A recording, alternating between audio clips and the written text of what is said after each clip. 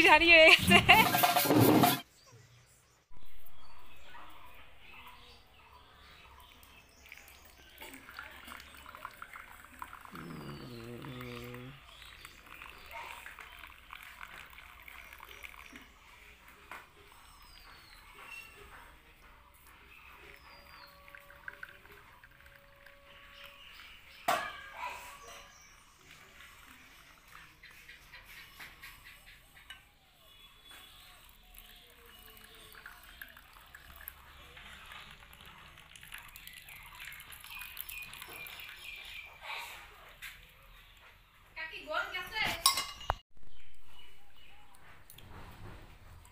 পটলের রসা আর এখানে আছে নিরামিষ। নিরামিষটা একটু শুকনো শুকনো হয়ে গেছে, কোনো ব্যাপার না। তো পটলের রসা করেছে খুব সুন্দর করে, দেখো।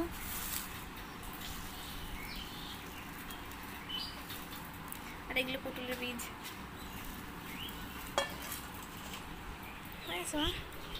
তাড়াতাড়ি আসো দাদা, আয়।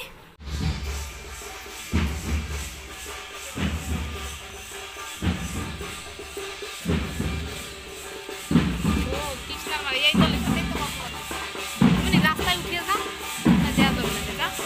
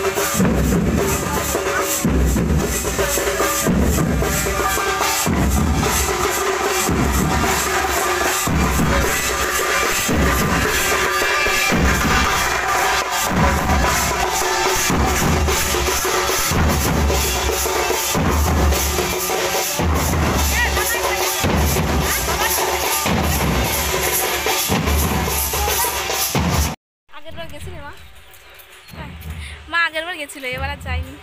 আমার দেখো মুখটা, দেখো কেমন লাগছে, মুখটা মোটা মোটা হয়ে গেছে না। ভিডিও কল করে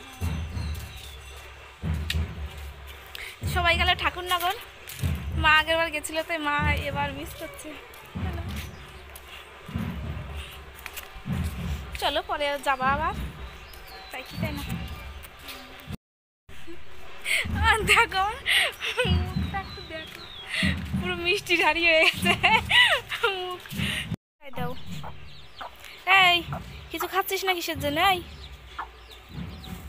বাবারে গরমও পড়েছে, এদের মনে গরম লাগছে বুঝলি মুরগিদের।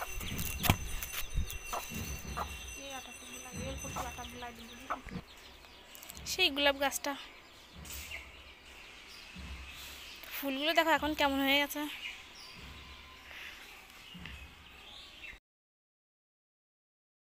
তো আমি কিন্তু অনেকটা হেলদি হয়ে গেছে, তোমরা দেখেই বুঝতে পারছো। আর প্রেগনেন্সিতে হেলদি হয়ে যাওয়া এটা নর্মাল একটা ব্যাপার। তো দেখো অনেকটাই হেলদি হয়ে গেছে। তো চলো, আর বাইরে ভীষণ গরম, তো চলো ভিতরে যাওয়া যাক। আমরা এখানে শাক তুলে বেড়াচ্ছি, ওই যে মা এখানে তুলছে, এখানে একটা ঠাকুমা তুলে দিচ্ছে। বাড়ির পাশেই একটা মাঠ ছিল, আর সেই মাঠে হয়েছে গাঁদা পূর্ণিমার শাক। তো মা বললো চল ছিঁড়ে নিয়ে আসি।